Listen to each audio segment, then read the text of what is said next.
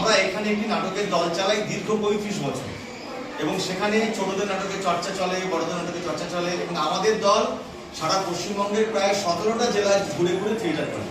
এই স্কুলে পড়ে এমন 3 জন স্টুডেন্ট আমাদের সঙ্গে থিয়েটার করে। এক হচ্ছে সুরজিৎ সরকার, রূপসা এস এবং অনুপ্রিয়া মন্ডল। যদি তোরাও মনে করিস আমাদের সঙ্গে থিয়েটার করবি, অবশ্যই করতে পারিস, কোনো ফিজ নেই। সেই অর্থে প্রতি রোববার সকাল 11টা থেকে দুপুর 1টা পর্যন্ত আমাদের ক্লাস চলে। নোনাগঞ্জ মোড়ে একদম রাস্তার পাশে আমাদের হচ্ছে নাট্যশালা, ওটার নাম হচ্ছে অন্তর্প্রকাশ নাট্যগৃহ। এটা কোভিডের সময় তৈরি করা হয়েছে। বিগত 4 বছর ধরে এই অন্তর্প্রকাশটা চলছে। স্যার আমাদের দেবাশিস সরকার স্কুলের প্রাক্তন স্যার, ইনিও গেছেন অনেকবার করে থিয়েটার দেখতে। ওদের যিনি হেড স্যার বিদ্যুৎ নস্কর, তিনি অনেকবার করে নাটক দেখতে গেছেন। আর আমাদের সিনিয়রদের নাটকের টিম ওখানে আছে, সেটা চলে। সেই সঙ্গে সঙ্গে ছোটদের নাটকের টিম চলে প্রতি রোববার সকাল 11টায়, মনে থাকবে? প্রতি রোববার সকাল 11টায় 1টা পর্যন্ত ক্লাস চলে। যদি তোরা কেউ থিয়েটার শিখতে চায়, যে আমার অভিনয় করতে ভালো লাগে, আমার মনে হয় যে না এই পড়াশোনার পাশাপাশি আমি আরেকটা কালচারের সঙ্গে যুক্ত হই, কেউ নাচ শিখে, কেউ গান করে, কেউ ছবি আঁকে, কেউ যদি কেউ মনে করে যে অভিনয় শিখবো, ভবিষ্যতে আমি বড় অভিনেত্রী হওয়ার চেষ্টা করব, তাহলে সেটা একটা প্রাথমিক পাঠ আমরা দিতে পারবো। ওখানে প্রতি রোববার সকাল 11টা থেকে দুপুর 1টা পর্যন্ত ক্লাস হয়। খুব ফিস কিছু নেই, ফিসের কোনো চাপাচাপি তেমন কিছু নেই। এবং তোরা আমাদের ওইখানে যে থিয়েটার হয়, ওই হলে থিয়েটার হয়, প্রত্যেক মাসে একবার করে থিয়েটার হয়, বিকেল 5টা থেকে সন্ধ্যে 7টা পর্যন্ত। তোরা যদি মনে করিস যে আমাদের ওই নাটক দেখতে তোরা যাবি, তাহলে আমাদের নিয়ে একবার যাবি নাটক দেখতে। এবং তোরা যদি থিয়েটার করতে চাস, তাহলে পরে তোরা একবার যাবি বা আমাদের নিয়ে। আমাদের প্রতি রোববার সকাল 11টা থেকে আমাদের দুপুর 1টা পর্যন্ত ক্লাস চলে। আজকে এইখানে তোদের সঙ্গে যে আমরা কথা বললাম, এখানে আমাদের দলের তরফ থেকে আমরা 4 জন মানুষ এসেছি। আমার নাম হচ্ছে কালিদাস মন্ডল, আমার পাশে রয়েছে কাকলি মন্ডল, তার পাশে রয়েছে রাজীব কুমার এস, এবং একদম ওপাশে রয়েছে আমাদের দলের সেক্রেটারি শম্পা মল্লিক বিশ্বাস। এবং সেই সঙ্গে সঙ্গে আমাদের একই ফ্রেমে রয়েছে ওই স্কুলের প্রাক্তন শিক্ষক শ্রী দেবাশিস সরকার। তোমাদের সবাইকে ধন্যবাদ। সূচনা দীর্ঘদিনের পথ চলার মধ্য দিয়ে এই যে শিশুদের মধ্যে একটা সাংস্কৃতিক মনোভাব প্রকাশ করার জন্য যে প্রয়াস, এটা খুব কঠিন কাজ, তবু তোমাদের সঙ্গে এসছে, মিলেমিশে করছে।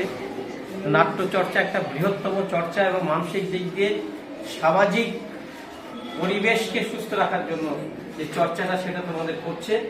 এবং তোমরা আশা করি পড়াশোনার পাশাপাশি এইগুলো থাকলে, নাট্যচর্চা, গান বাজনা এগুলো যদি থাকো, তাহলে দেখবে মনটা ভালো থাকবে, পড়াশোনাও ভালো হবে, তোমরা সবাই থাকবে।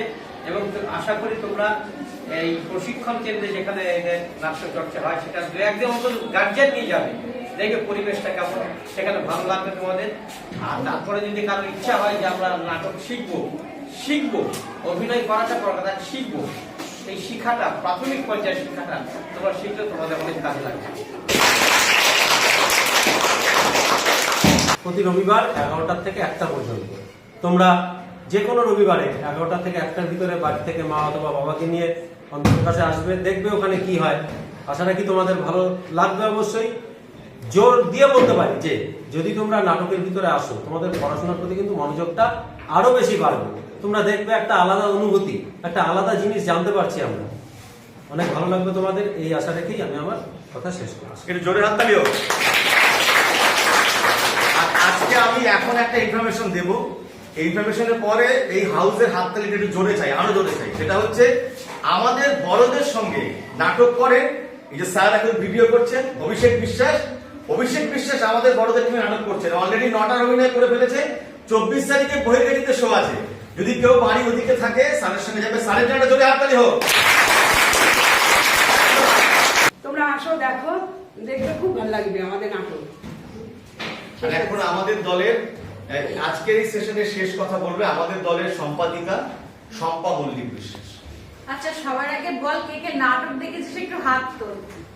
কে কে দেখেছিস? আমাদের দলের নাটক এতগুলো মানুষ দেখেছে। বান্ধবী অনুপ্রিয়া রূপসার অভিনয় কি কেউ দেখেছিস? তাহলে ওইখানে থাকলো রবিবারে সকাল 11টা থেকে 1টা পর্যন্ত অন্তর্প্রকাশে থিয়েটার শেখানো হয়। একবার অন্তত গিয়ে দেখবি কেমন। হ্যাঁ, আমার মনে হয় তোরা করিস না করিস সেটা পরের কথা, একবার গিয়ে প্লিজ দেখে তোরা আসবি আয়। যে জিনিসটা। সকলকে শুভেচ্ছা, অভিনন্দন, ভালোবাসা। আরেকবার জোরে হাততালি হোক, এটা ক্যাপ্টেন হোক।